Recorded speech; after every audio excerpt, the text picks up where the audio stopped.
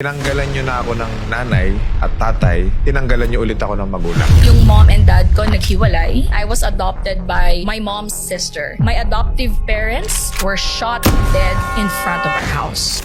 Bakit ka sobrang eager and determined na maging successful? Pag hindi ka masipag, outcast ka. Ba't ka napunta dyan sa benta-benta? One of the top mentors, sabi niya sa akin, you've been working so hard sa company na yan na hindi mapapasayo kahit anong hard work mo. Sipag is given. For years, I was actually questioned that. Nag-side hustle ako. Ano side hustle? Buong pandemic, ang ginawa ko lang is bumili at magbenta ng gloves every single day. Magkano kinita mo sa gloves? Over 20 million. And probably that is the reason why you're so blessed. This was the exact thing na gusto niyang pagdaanan ko for me to be able to become who I am today. Alright, so good morning, good afternoon, and good evening mga boss. So nandito na naman tayo sa pinakabagong episode ng RDR Talks. At syempre, alam nyo naman na laging espesyal ang ibinabahagi namin sa RDR Talks. Ang makakasama natin ay isang napaka-powerful na babae. She is actually the president and CEO of Lucky Siomai and Siopaw Manufacturing po yan. Bukod po dyan, siya rin po ang may-ari ng Skin Pro Cosmetics Manufacturing. Sila din po ang may-ari ng OWCG Trading. So kung naghahanap po kayo ng negosyo, eto hong babae na to ang kailangan ninyo. Please welcome May Ann Duran Cuarto. Welcome, ma'am. Thank you so much for having me here. It's a privilege and I'm really honored to be invited here today. Napakarami mong negosyo, no? And I can see, kahit hindi pa tayo nag-uumpisa sa ating interview, no, that you are a very strong and very passionate woman. Saan ang gagaling ito? Growing up in a Filipino-Chinese family, innate na sa amin na yung sipag given, Sipag is given. normal yan. Pag hindi ka masipag, outcast ka. Everyone in my family is just Masipag. masipag. They just work so hard. Tito ko may business na bakery up at 5 a.m. and then up until Sunday they're working. So I think that's born out of it. And of course, siguro yung desire talaga natin na to succeed. Meron bang instant na minsan na burnout kayo as a business owner? Lots of times. Especially if you fail. Nabaon ka sa utang. Nako. That's one of my stories. As in baon. As in baon. And I grew up with my father, parati akong nire-remind pa sa may utang kailangan bayaran. So syempre, you have sleepless nights. And yun, sobrang stress ka doon. And hindi ka makamove forward, hindi mo alam anong gagawin mo. Okay. Paano mag-manage ng tatlong negosyo pero isang tao ka lang? You just need to create systems in place. First, with OWCG Trading, because I started with medical supplies and then I moved to yung sa frozen ko and then now I'm doing this skincare manufacturing. There's systems in place. Lahat ng mga order, sales process namin, may sistema yan. Pati yung pag-dispatch, may sistema. Delivery, may sistema. Even yung pagsagot sa lahat ng Facebook pages namin and online pages namin, lahat yun nakasistema. And my people are all trained. Right. So how I train my people is I make sure that I can do it really well. I started myself and then I just break it down to them and then I can just leave them. So Yes. that's the reason why naiiwan ko yung OWCG and then I can move on to next and manage other sets of people doing whatever man yung kailangan nilang gawin. Okay. Sino si May mula pagkabata? Bakit ka sobrang eager and determined na maging successful? I grew up in a not so perfect family. Yung mom and dad ko naghiwalay and then I was adopted by my mom's sister. So siya yung nagpalaki sa akin and yung family niya. I've seen yung stress sa family when it comes to lack of money. Although Filipino-Chinese kami, yung adoptive mom ko was not in business. She was an employee doing a lot of side hustles. And then every time may major na kailangan gastos, it's always na kulang. And then parating naging source ng away. I grew up in that type of environment na parang I sort of said to myself that I don't want to make money as a problem. How does it feel na hindi ka lumaki kapiling ang nanay mo at tatay mo? Mahirap, may a bit of anger and question na ba't mo kami naiwan? Ba't mo kami hindi inalagaan? Why do I have to grow up with other people? Pinakamahirap is every time they ask, may family picture ba kayo? That's what I dreaded the most talaga. Yung parang bring a family picture. Eh ang hirap because apelido ko Duran. Yung adoptive ko, hindi naman Duran. So parang I had to deal with that. I was adopted, ganun. But I think I was very fortunate because my adoptive parents really loved me. And talagang pinakita nila na hindi ako ibang tao.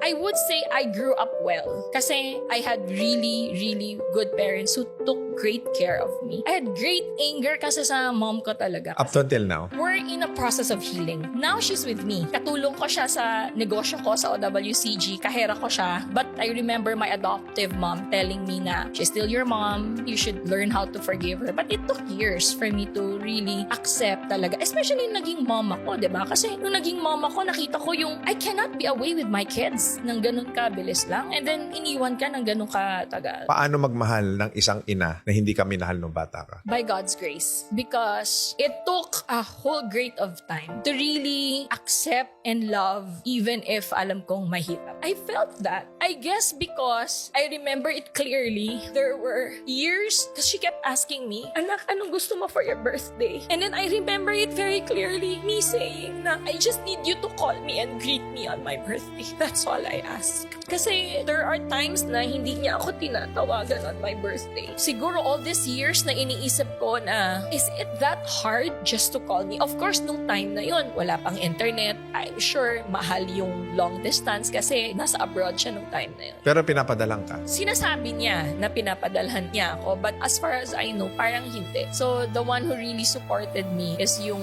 adoptive parents ko talaga. Okay. If we could just turn back time, would you choose to live with your mother? I don't know how to answer that question. Marami kasing nanonood ngayon na iniwan nila yung mga anak nila. Gusto ko maiparamdam natin sa kanila yung feeling and yung emotion ng anak na iniwan. I think that money is not everything. That time with your family is very important talaga because my mom came back, I was already working. I'm a grown-up woman already. Hindi kami sanay sa isa't isa. So our relationship was very rocky nung time na yun when I started. When she started living with me, we've had quarrels, hindi kami nagkakaintindihan, we don't see eye to eye, but I believe in second chances. Napatawad mo na siya. Yes. Wholeheartedly. Wholeheartedly by God's grace. Because kung ako alone siguro, I don't think so. Kasi ang tagal kong binitbit di ba? Na kailangan ko ng nanay. Di ba? Simple phone call would have done it. But by God's grace. Because when I came to know the Lord talaga, and that I wanted to obey Him. And part of that commandment is to honor your parents. Alam mo, bilib Talaga. ako sa'yo. Isa to sa pinakahinahangaan kong nagawa ng isang anak. Na in spite of the fact na iniwan ka ng mga magulang mo, pero sinuklian mo sila ng pagmamahal. The worst thing, we didn't even talk about my dad. My dad, he's in NCR. Parati ko siyang chinachat. Sabi ko, bisitahin namin kayo, ganito, ganyan. Ikaw na nagre-reach out. Kahit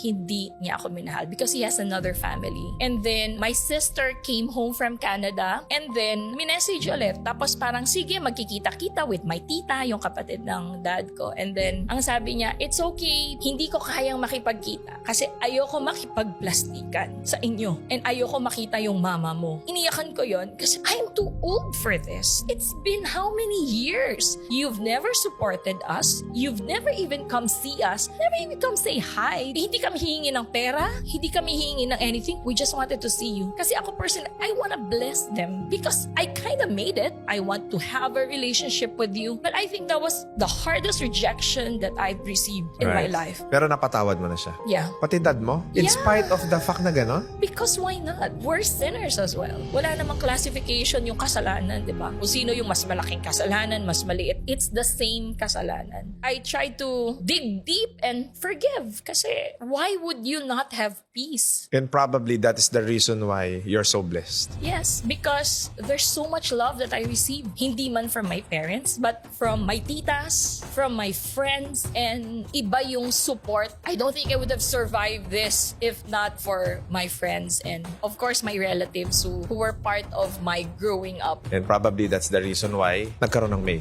I would like to believe so, yes. Kasi everything happens for a reason. Nothing happens by accident, diba? It's all God's design talaga. God will not give you challenges na hindi mo kaya. This was the exact thing na gusto niyang pagdaanan ko for me to be able to become who I am today. Your message doon sa mga kabataan, sa mga anak na isinasawalang bahala lang nila yung presensya ng mga magulang nila. Ano ang masasabi mo sa kanila? Mahirap i-value yung bagay na nakasanayan mo parating nandyan. Because pag wala, dun mo hahanapin. wag mo nang hintayin na mawala. And always have heart of gratitude. Kasi if you're not thankful that you have parents, hindi mo mararamdaman yung love and yung care ng parents mo na minsan napagkakamalan mo na parati nila ako pinapagalitan. Ako na naman ang nakikita. Instead of that, try to switch yung mindset natin na let's be thankful we have parents. Diba? That's guiding us and that's there. Kasama mo physically. Kung gusto mong pagpalain ka sa mundong ibabaw, mahalin mo ang iyong mga magulang. Yes, honor them. What's written in the Bible is that honor your parents. It will bring you blessings talaga. Kaya ako, I just choose to obey. When I started this business, si God kasi talaga yung business partner ko eh. So, I'm not a perfect Christian, but I'm trying my best really to follow kung ano yung sinasabi na dapat natin gawin. Alam mo, nakaka-inspire kami, no? Ano yung mga kasunod na ginawa mo sa buhay mo? Paano ka nag-umpisa? You started as an employee? Paano? Right after college, I went to Manila straight away. Graduate ka? Graduate ako. Ng anong course? Computer engineering. I was not confident with my skills. So pumasok ako as call center. Sweldo ko noon, I think, 14,000. Saan? Advanced Contact Solutions, yung name ng call center. Natatandaan ko talaga. And then, a friend reminded me na, uy, computer engineering graduate ka. Bakit ka hindi mag-IT? Oo nga. I remember her telling me, and then sabi ko, oo nga, no? So, and then nag-apply ako sa one of the biggest banks here. May training program sila. Hindi ako confident sa programming skills ko. And then, unfortunately, bumagsak ako doon. And then, na-hire ako sa another big company also, pero parang project employee as an applications consultant naman. Nag-work ako supporting POS systems. I did that for a year, and then while I was employed there, I received one of the most devastating news. My adoptive parents were shot dead in front of our house. Na nagmahal sa'yo. Na nagmahal sa akin. Na itinuring kang kanila. Never nila akong tinuring na iba. But unfortunately, I was already working nung time na yon. They were riding a motorcycle. Binaril yung papa ko right to his head and then tumama sa mom ko. Both of them died at the same day. So what happened was, I had to resign. I had to go back to Zamboanga kasi may transition to a business nung time na yon eh. May pwesto kami sa palengke. Na kailangan mo mag-take over. I need to take over because one of my brothers were still studying nung time na yon. Yeah. Nung nabaril yung adoptive parents mo, di ba question ng Diyos na tinanggalan nyo na ako ng nanay at tatay, tinanggalan nyo ulit ako ng magulang? Question talaga? Hindi pa ba ito matatapos?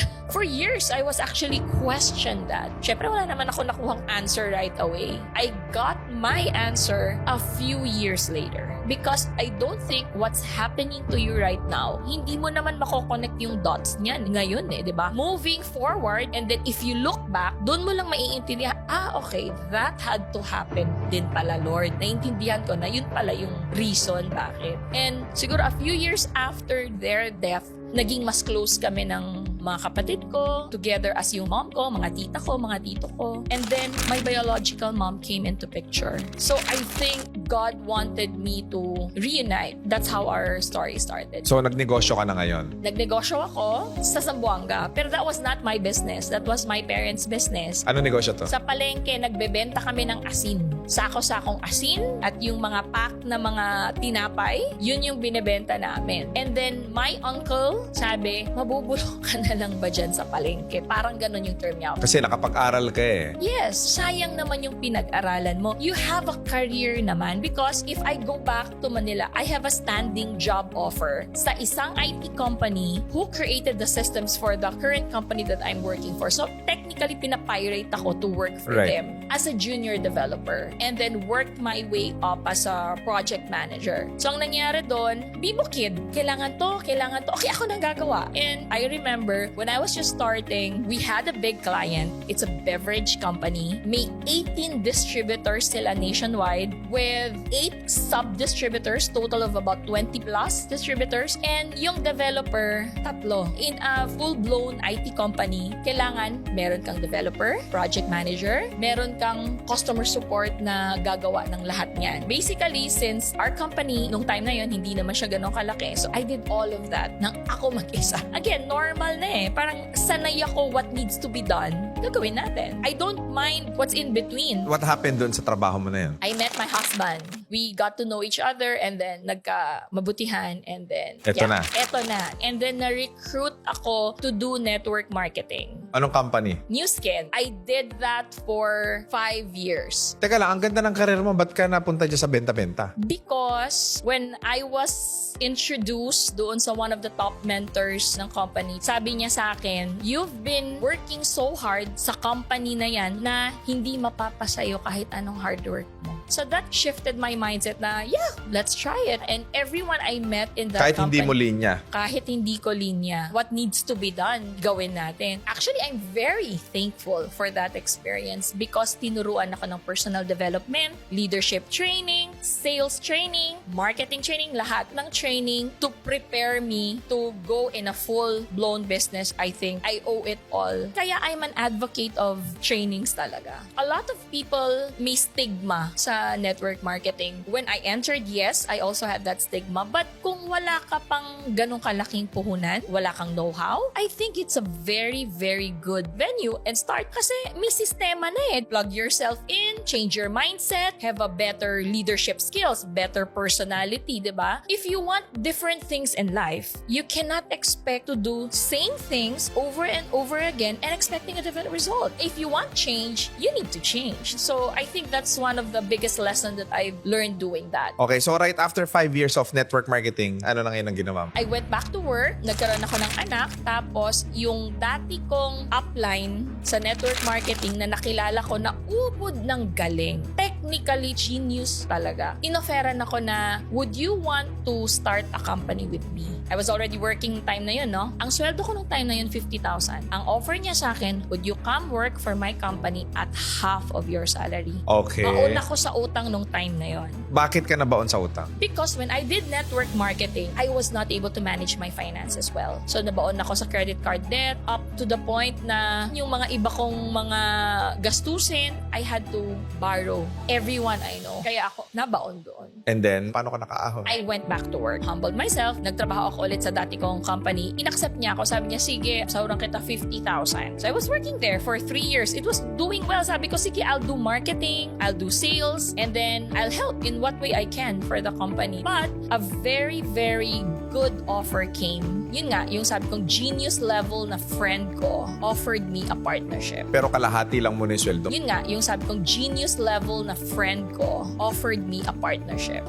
Hindi naman kailangan na mag-work ka ng full 8 hours. As long as you're done with your job, then you can do part-time. Kasi sabi ko, this is my salary, di ba? Tapos kalahati lang. But I understood that if equity yung binigay mo sa akin, yung income ko only, na okay lang, I can work with that. And then, fortunately, that business took off. Ano negosyo to? It's an IT company. Clients namin are abroad, so we sell mga OTPs. So that company took off and then hindi naman ganon kadami yung time na kailangan for me to perform yung task ko as operations manager there. What I did, on the side, nag-side hustle ako. Ano side hustle? Lahat ng pwedeng ibenta, binibenta ko. Lahat ng pwedeng pagkakitaan, gagawin ko eh. I was still selling some New Skin stuff nung time na yon. And then, I started selling siomai. And then, nung nag-pandemic, everyone was scrambling for face mask. Ako naman, nakahiga lang naman ako sa bahay. We were not affected with pandemic. I have salary pa rin. May profit sharing pa rin kami. Continuous pa rin naman. So, we were not affected talaga. So the business is doing good? The business is doing good. But then, nung time na yon, ang mindset ko, sayang naman, ang daming naghahanap ng face mask. Makahanap nga. So, naghanap ako. Nung time na yon, parang yung face mask was around 1,000 per box kasi it reached that high, diba? So, I started selling. Naghanap ako online. Binenta ko rin online. And then, yung kapitbahay ko, timing naman, sinabi niya na, ang mahal ng face mask, magdodonate sana kami. Tinatanong niya sa akin, ano pa yung ibang medical supplies na meron ako. Well, sabi ko, wala, face mask lang nung time na yon. And then, she offered na, yung kakilala niya, gloves yung binibenta. I started with 40 boxes of gloves. Bumili ako, tapos binenta ko online. So, yung buong pandemic, ang ginawa ko lang is bumili at magbenta ng gloves every single day. Magkano kinita mo sa gloves? Over 20 million. Ilan taon? About 2 years. Wow. Sa panahon ng pandemic. I did that. I was able to do that by God's grace alone. Iba kasi pag si Lord yung business partner mo eh. And then that was during pandemic. And then you would think that after pandemic, wala ka nang mabebenta, right? Kasi I think the market mark of the end of pandemic was 2023, January. Ngayon, ang namumove ko, 80,000 boxes of gloves per month. Tuloy-tuloy pa rin yung gloves business mo. Yes, by God's grace. This month, kakabili ko lang 67,000 boxes of just latex gloves. So, ganun ka-laki, lumaki yung business ko. Kumbaga nagtagumpay ka sa pandemic I was one of those fortunate entrepreneurs who was able to capitalize on. because of your faith. I would say yes. Mapagmahal ka kasi. Yes. Lakas ng loob din di ba? Tsaka sinubok ka kasi ng buhay Kung ano ka man ngayon, kung sino ka man ngayon, deserve mo yan. Regalo sa yan. Kasi ang tao, yun ang nakakalimutan nila Maging mapagpasalamat at maging mapagmahal. Exactly. Kasi marami bitter sa buhay True. And hindi ko rin naman sasabihin na hindi ako naging bitter. There's hope for everyone to get out of it and then to feel, because if you truly understand the love that the Lord has given us, Yes. hindi mo ipagkakailang ibigay din yun di ba? Right. Kahit na sobrang daming challenges na nangyayari sa akin, I still feel the love of the Lord each and every time. Kasi each and every time nalalampasan mo Kung kakausapin mo ang Panginoon Diyos ngayon, anong sasabihin mo sa Kanya? Ang dami ko pang dapat gawin in your name. I'm sorry, hindi ko pa siya na-fulfill lahat. Thank you for being faithful to me. I will do my best para ma-earn yung sasabihin mong sa akin, well done, my good and faithful servant. And that's one of the reasons also why I'm very passionate about my businesses on helping other people. Ang sarap sa feeling na you're an instrument of God's blessings. Ang galing nun. Thank you for that experience. Minsan kasi nakakalimutan natin, puro tayo hanap buhay, pera, nakakalimutan natin to connect with our source. Yes. And the source can provide everything that you need, more than what you need. And kung kakausapin mo si May na iniwan ng nanay, na feeling niya wala nagmamahal sa kanya. Just look one step ahead. You don't need to look super far para isipin na what you're going through right now is gonna be forever. Take it one day at a time. We don't need to be overwhelmed with whatever's happening to us right now. You just need to be relentless lang talaga and just keep moving forward. Now, if you're able to speak to your non-biological parents who raised you, provided unconditional love when you needed it the most, ano ang sasabihin mo sa kanila? Mama, thank you for taking care of me. Treating me as your own daughter na hindi ko naramdaman na ibang tao ako. Pinakita mo sa akin yung unconditional love. I'm sorry, hindi ko nasuklian any of that. I really feel bad kasi when the day that she died, I was supposed to fly home to Zamboanga nung time na yun. May holiday lang, so biglang nag-reschedule yung trip ko. And then I didn't even call her. And then to my dad, thank you for bringing me up to be a strong woman talaga. Thank you. Huwag mo na akong paiyakin. Thank you. Napakagandang experience. At nawa lahat ng mga nanonood ngayon, marami sa atin, maaring ikaw, ampon ka, di mo kilala ang totoo mong mga magulang. Pero gusto ko lang maunawaan mo na may nagmamahal sa'yo. Definitely. Sige, just tell us about this Lucky Siomai Siopaw. So yung Lucky Siomai and Siopaw, isa yan sa mga side hustle lang din na when I was able to get yung capital needed, I created my own brand talaga. Na Manufacturing. We manufacture our own siomai and our own siopaw. And then yung sa mga wala masyadong malaking pera, yung siomai naman at siopaw, ang dali lang naman na negosyo. Ibenta. For 3,000 pesos, pwede kang bumili ng ilang sets of siomai, magtayo ka lang ng mesa sa harap ng Bahay nyo. diba? May negosyo ka na. Mag-steam ka, may negosyo ka na. Paano sa mga malalaking order like mga distributor? We Meron ka have ba niyan? special prices for that. Yes. Okay. So mga boss, sa lahat ng gusto maging distributor, reseller ng Lucky Siomai and Siopaw, please do contact their page. Ilalagay ko ngayon sa ating screen. Mag-message po kayo dyan kung gusto ninyo maging reseller or distributor sa inyong lugar ng Lucky Siomai and Siopaw. What about Skin Pro? Skin Pro Cosmetic Manufacturing naman. Manufacturing din pala. Manufacturing din siya. Oo. We created this manufacturing kasi we noticed na sa current market natin ngayon, ang daming mga